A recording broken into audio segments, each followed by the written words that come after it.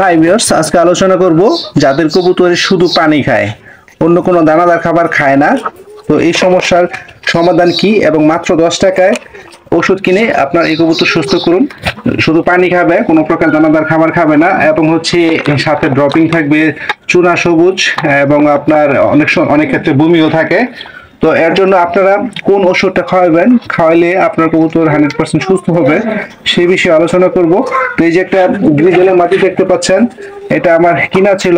তো এখানে ভ্যাকসিন করানো ছিল কিনা জানি না। তো আমি কিন্তু কবুতর কিনে আনার পর যখন ফার্মে দিলাম, 10 দিন পরে দেখি যে হ্যাঁ, কবুতর শুধু আপনি যত পানি দিবেন সে তত খাবে, কোনো প্রকার খাবার খাবে না।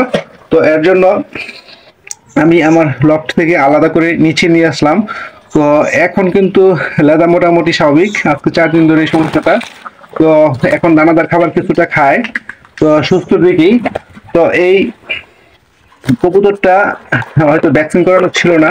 তো আপনারা রানী ক্ষেত্রে ভ্যাকসিন করাইবেন, তাহলে কিন্তু আপনার রোগ জীবাণু কবুতরের কম হবে।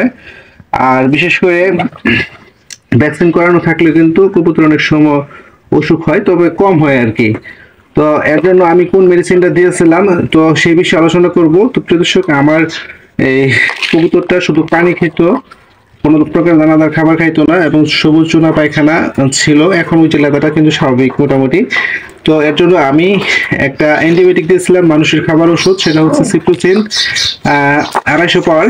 তো এইভাবে সিপ্রোসিন 250 পাওয়ারের যে ওষুধটা আছে, সেটা আপনি কিনে 3 খণ্ড করবেন। 3 খণ্ড করে 1 খণ্ড দিবেন সকালে, 1 খণ্ড রাত্রে। এইভাবে 2 বেলা দিবেন প্রতিদিন।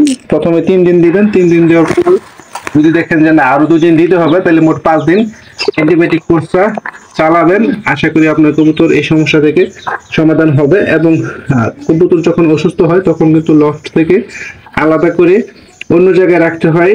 প্রিয় দর্শক, ভালো থাকবেন, এবং ভিডিওটি ভালো লাগলে আমার ইউটিউব চ্যানেলটা সাবস্ক্রাইব করে রাখবেন, নতুন নতুন ভিডিও সবার আগে পেতে।